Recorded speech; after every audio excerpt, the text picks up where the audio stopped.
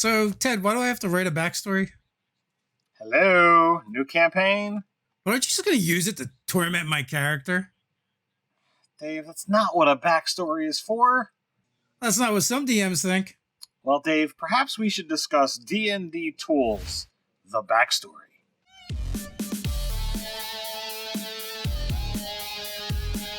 Welcome to Nerdarchy for Nerds by Nerds. I'm Nerdarchy Steve, and as usual, I'm joined by this nerd. Nerdarchy Ted.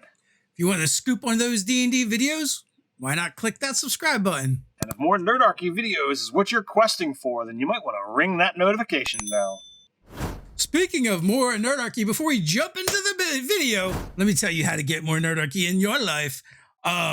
We have a second channel, Nerdarchy Live, where we do gameplays and just hang out with folks in the evening, and every day at noon, we bring on cool guests and just talk about gaming, D&D, art, industry stuff, whatever happens, and there will be a link down in the description for you to go to subscribe to Nerdarchy Live if you're interested in that kind of content and getting more Nerdarchy. With that, let's get into the backstory, building a world together. All right, so I've seen a lot of talk on social media recently about, the different sides of what, a backstory does. Some people are all for it, with all the many advantages.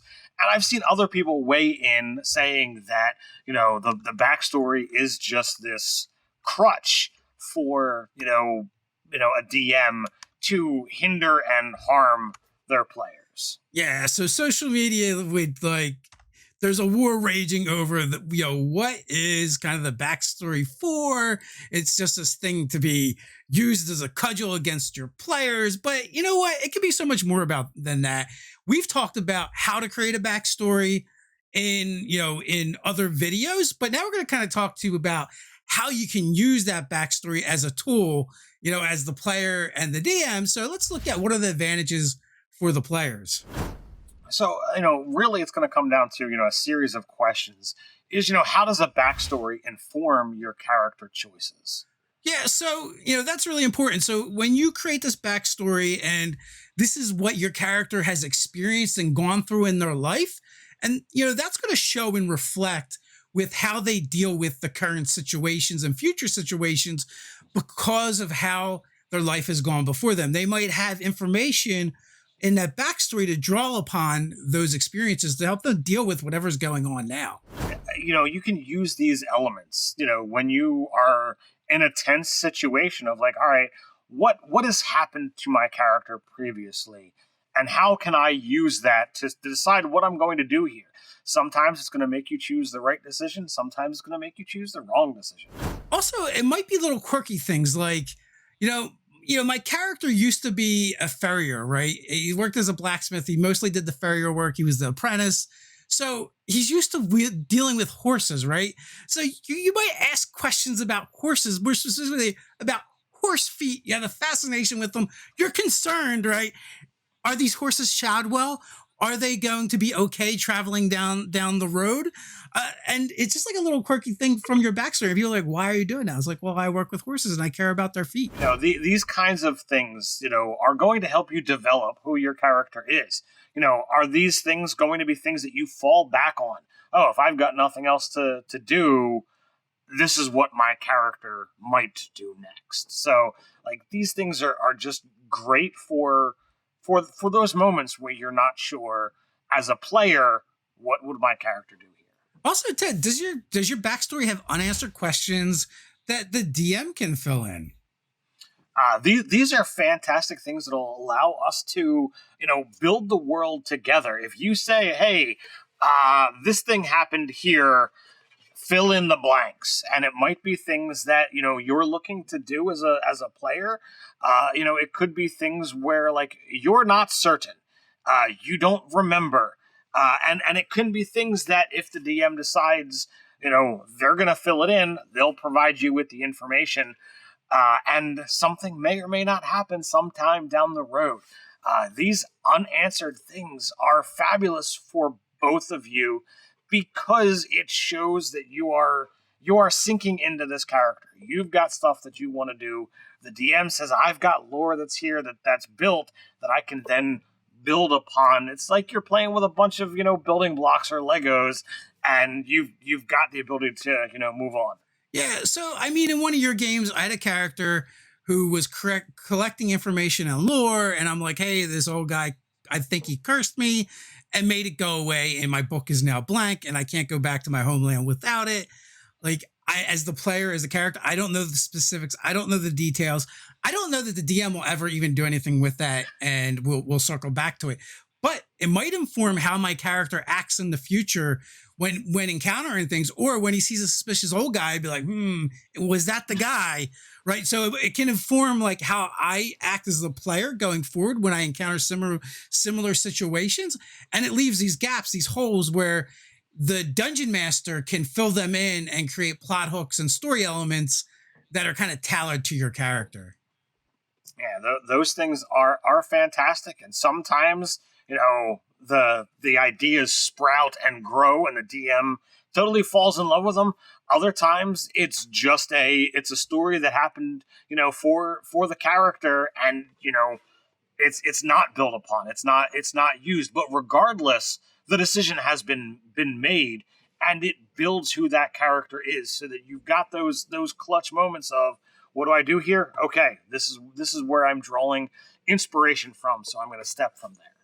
So some of these things might create these personal connections that you have to your player character, you the player to the character, right? So that's another element of your backstories that will then kind of you can use to inform how you role play, because when you have elements like that, you personally understand them, whereas sometimes you're using things in game that are completely alien to you. Like I used, farrier as an example. Well, I know virtually nothing about horses, shoeing horses. I'm highly allergic to horses. I cannot even go within like 10 foot of a horse without breaking out in hives. So I have no personal experience on that. I can read up, I can learn, I can make stuff up. But if I were to take something, from my personal life, like I used to drive a truck and deliver stuff, right? But I had a character that drives a wagon and used to deliver stuff, right?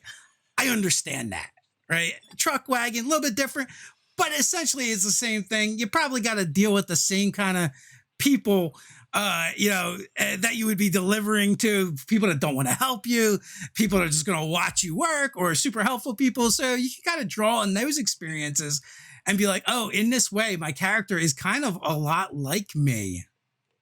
Yeah, and those are great things. Whether you want to use either side, it helps you out. There are many times that I have used my own personal experiences in my life to foster what kind of character that I'm going to play, or how I treat a particular NPC when I'm sitting behind the gaming screen. I have studied, different martial arts, or, the fighting styles of the German longsword, and I've incorporated those into how I describe things. You could take those same kind of elements of who you are and put them into your character. I know that there are, many people in this hobby who are introverted. They're not good at eye contact. They're not, good at doing all of this, character to character talking. So how do you incorporate, those kind of elements into playing a shy character? It's great. Just be yourself. Don't make eye contact with the player sitting across from you when you're trying to talk. I'm gonna look past your head, past your shoulder, and I'm gonna look at the wall behind you. When somebody, when you fail that perception check, or whatnot. Oh, I wasn't paying attention. I was staring at this tree because I didn't know what to say at that point in time. Your backstory elements that you put into your character, when you attribute them to yourself, you build a stronger connection to who that character is, because like you putting things into that character by creating them, they are indeed a part of you already. So why not add a little bit more? So Ted, what about using your backstory as a measure of character growth? This is one of the things where, like, the actual rule set of 5th edition kind of feels a little wonky, because like you've got your ideals, your traits, your bonds, all that stuff. but there isn't a system currently to show how you can move beyond them. But most D&D characters, or at least most that are talked about, all have horrible backstories where family members die, all of this craziness happens. But, all of those are your base. This is what has transpired before your first session. So where are you planning to go? What do you see? You might not know where it's actually going to happen, but you can plan for how do I overcome X. I play in a Thursday night game over on Mini Terrain Domain called the Dawnbringers. We're about to start season 5. So the campaign's been going on for a long time. And at the time of recording, that is, tomorrow night. And I've got started off as a barbarian. He's multi-class since then. And like so many, has a horrible backstory. Lots of characters died.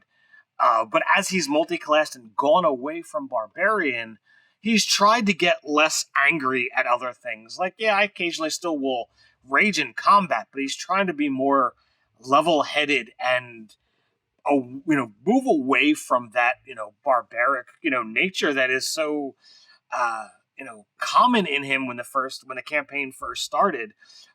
Because that's all he was. He was just a barbarian. So Ted, now when you want to rage, or instead of going, I would like to rage, you're like, I would like to not rage, but I'm going to rage. Maybe I'll have to work on putting that in. But it's an element of seeing where characters can go. What do you want the story to be? But beyond the campaign story, what do you want that character's story arc to be? Having moments where they can grow, where they have something that is a deficit, a flaw that you can then work to overcome. Maybe you pick up a new flaw, maybe not, but having those story arcs, having those moments where your character says, I learned something. I am better because of this. I think, those are great things to work into the role-playing of your character, and it's 100% your choice. Well, I mean, you already mentioned the if you're playing an introvert, like how you might act and how your body language might be and the way you talk to people. That would be a great example, of you overcoming that, becoming a little more extroverted. Your character gains confidence. They're able to look people in the eye instead of looking at the ground or past them. They're more attentive to the person that they're speaking to. They feel less awkward when they're around these other people are great examples. Or if you start off with a character and at first they're like a braggart and they're boastful and they become more humble over time. Or maybe you're playing a rogue that's kind of self-centered and greedy in the beginning, but then they begin caring about the other people that they adventure with, and they become more compassionate and more willing to share. So they start overcoming these flaws. So there really are tons of ways that you can show, your character growing, as they advance through the story, and the backstory then becomes your measuring stick as to this is where they were before, but this is where they are now. And you can kind of see that trajectory. So that's something you can kind of plan for over time. Obviously maybe you don't want to do it in the first session, but session 2, 3, maybe 4 down the road, you start making these slight tweaks, and then your character starts changing and growing and developing as a person. Minor things like that. Slow growth is a great way. You don't want to make a, vast transition all at once and shock people. But, little minor steps are a fantastic way to show. And then you look at, 12 sessions down the road, my character's not the same, when we first started. And that's what people tend to do. But this is from the player side. We can now look at this from the DM side as well. We absolutely can.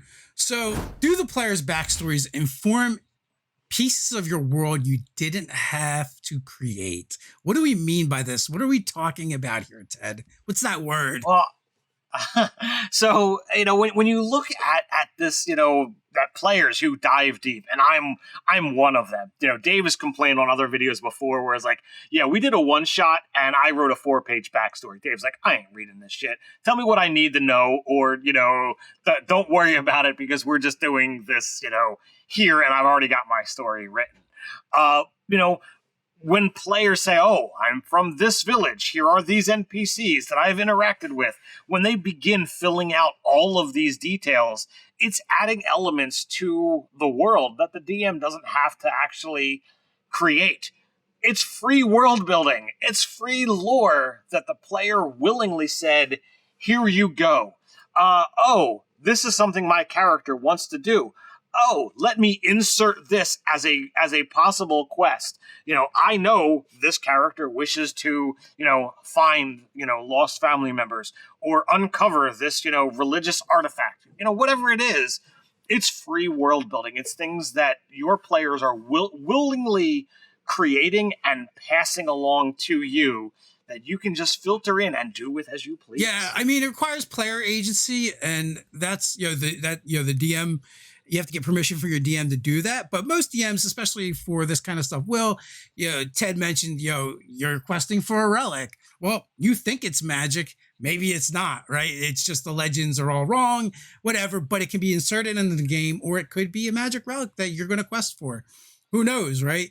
Also, you're like, hey, I'm from Noble House X, and my rivals are Noble House Y. And so right there, there's two noble houses that have been created that can be put in the game. The DM can use them for stories as well. I've also, heard of the idea, or there's the idea or concept of knives, right? And these are things you give your DM to stab you from time to time. Which we're going to get into a little bit more later about how to use them and how how not to use them. But like Ted said, these elements of world building that the players throw into the game, the DM can then use and build upon, and it gives this feeling of a shared world together. Dave brought up, the possibility of the relic or artifact. You think it's magical, but it's not. That in and of itself, can be fun. And if everybody is on board, and you go and you look for this, those words, relic, artifact, they don't necessarily have to mean what the mechanical aspect of D&D is. An artifact doesn't necessarily have to be this supremely magical thing. I played an RPG years ago where I decided what the one shot was about. And I'm like, I'm playing a cleric. We're looking for this artifact. And the guy's like, great. Well, it was just a thing. It was something that was symbolic to the religion. It was an artifact of that church, but wasn't a magical thing. But if you wanted it, my character thought it was, well, great. What's the story there? Does the story continue? Did it used to be magical, but something happened and it lost its power? Does it have to be reactivated? It can just keep going. The story has the ability to move on from where you thought it was. And perhaps the end of the game is restoring the magic. Okay, we retire these characters because you're 20th level, you've restored the magic to this thing, you can go return to the church. The world is a better place because this goodly god has got this item, recharged, and the world will be better because of it. Those elements are fantastic, and those characters that are attached to that are going to be super that story is going to be super meaningful because it's affecting them. And it's just a lot of fun to go down those kind of and this kind of goes into our final point. We're kind of riffing on already. Do backstories provide adventure ideas? In the case of the relic, obviously it does. There could be tons of stuff. As I mentioned, an example with one of my characters is I got cursed. I lost the lore from the book. That was a thing that kind of came up in the game to try and overcome. And there's so many other things that you can use from a player's backstory. Are they a deposed ruler? And does the adventuring party want to see them back on the throne? All of these could be adventure hooks. All these could be plot points and campaigns for the DM to then use in their toolbox. If your character chooses the folk hero background, literally something happened in your past to make you a folk hero. And that could be something that comes up later, or maybe it's done and doesn't get touched on again. But again, backstories can be a place for the DM to mine for adventure ideas. You mentioned there are wrong ways for backstories to be used. Wrong ways for the DM to use the backstory. And this goes back to our social media wars, that kind of kicked this whole thing off. what are the wrong ways? How does a DM use a backstory wrong? So I mean, I also mentioned the idea of knives, right? And a knife is Right. like your player, maybe your character has things that they care about, right? And this is one of the reasons why like D&D players are, oh, everyone I know and ever loved is dead, right? So that the DM doesn't have these knives to use against them. It's a fantasy world. They could still use them anyway, because just because we think something was a certain way, it might have changed. But that being said, right, if all you do is use the player's backstory, which you have an inventory of things the player cares about, and all you do is like, oh, I will destroy these things to create more adventures and quests for this player and make angst in them. Like, you can do that sometimes, but first of all, if you do the same thing all the time over and over again, you're boring and it's going to get lame quick. And two, maybe there is far more interesting things that you can do. Instead of killing the player's favorite ant, why not have them help the favorite ant instead, or go for a friendly visit or attend a wedding? And it's like, oh, you know what? They're actually marrying a horrible person. Can they help? Can they fix the problem? There's just better ways of using the backstory. You don't want to make it a cudgel to beat the player over the head with, so that forevermore they just create these backstories where there is absolutely nothing, there for you to work with, because you've always used them and weaponized them. Create and tell interesting stories together.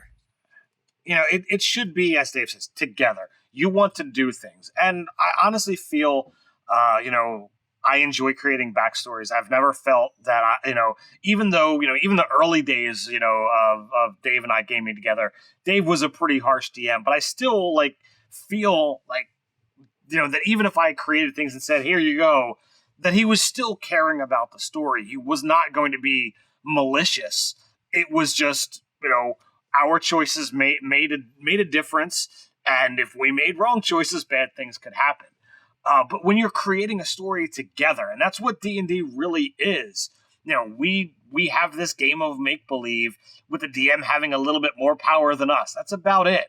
But, we should be telling these stories together. We all should care about where the story goes. There's definitely fun and excitement when I say, hey, my family's been kidnapped and I don't know what happened thereafter. Do with it as you will. And that's actually part of what's going on in the Cypher System game that, Dave is running over on the Nerdarchy Live channel. And, we got to see what actually transpired.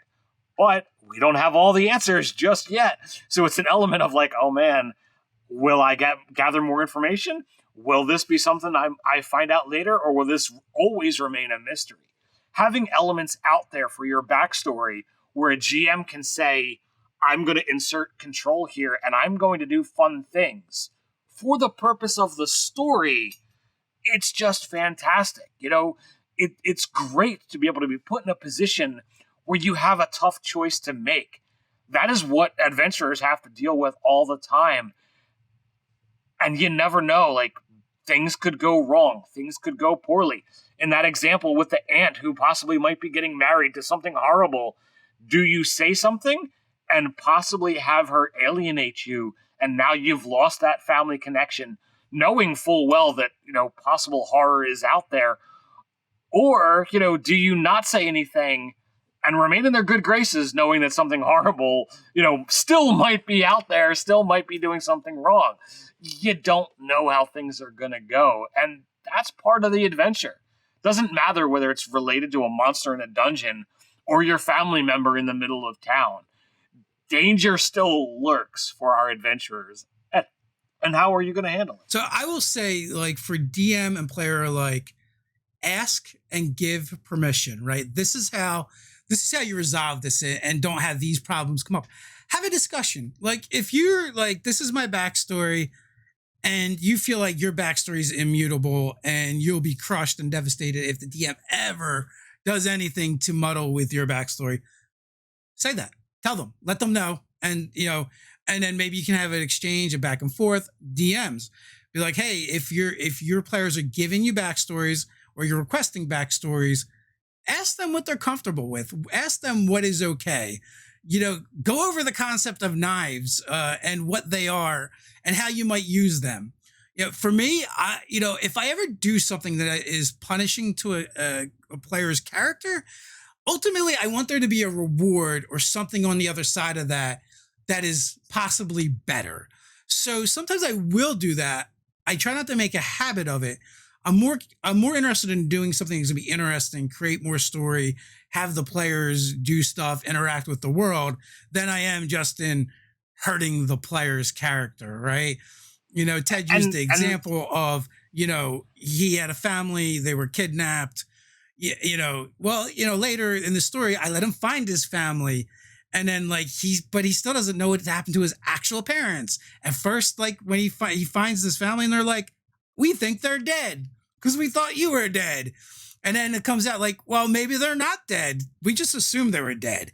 Right. So I also feel like if you can leave more questions after answering some questions, you're moving down in the right direction and the right path. His character's parents might be dead after all, and he may find out, or maybe he'll never find it out, or maybe he'll be reunited with them. Who knows? And it gave us a chance to delve back into his backstory and go, oh, here's a memory you have that either, you just didn't share with anyone yet, or was repressed, or something along those natures. But I had permission from the player to tamper with their character's backstory a little bit, in a way that hopefully they found rewarding. And that's what you should do. We're trying to tell stories together. So to circumnavigate using the backstory in a wrong way as a DM, or having it happen to you as a player, session 0, talk about the backstories, talk about, if they're set in stone, or what you're open to, or, here's what I know as my character, do what you will with it, O Dungeon Master. And when you take these moments, when you look at, what Dave just talked about, all of that is going to dovetail back into, that element of character growth. When you have these elements that are there, these problems that can arise from things in your past, you have got the angle of saying, well, where does my character go? Is that, if you're playing a modern game, that bully in high school, type scenario, well, what does that mean when your character is successful and you see that character, later on? You might not be using the exact bully in high school, but you've got some element that was a problem as a child or as a youth that now as an adult, it's oh, this really isn't a thing. This doesn't matter to me anymore. So I've got a feud that's meaningless. So that element could come up, and your character is able to move on and progress his own story. And the character, with my character in Dave's game, he's found his family. Okay, this is fabulous. He's got, family that now exists in this world. He's rescued. They, it's awesome. But that quest is still there. So there's an element of, does my character retire here and accept, his fate, or do I move on? So these are fantastic elements to help build your story, build your character, and the DM has, equal say or, partial say. If you enjoyed this video where we tells you how to use that backstory as a tool, you might want to check out D&D Backstory, The Essentials, where we tell you how to craft a backstory. If you want to help us keep creating content like this one, then you might want to consider supporting us over on Patreon. As a special thank you to our patrons, every month we create 5e content, run fan games, and more. So until next time, stay nerdy.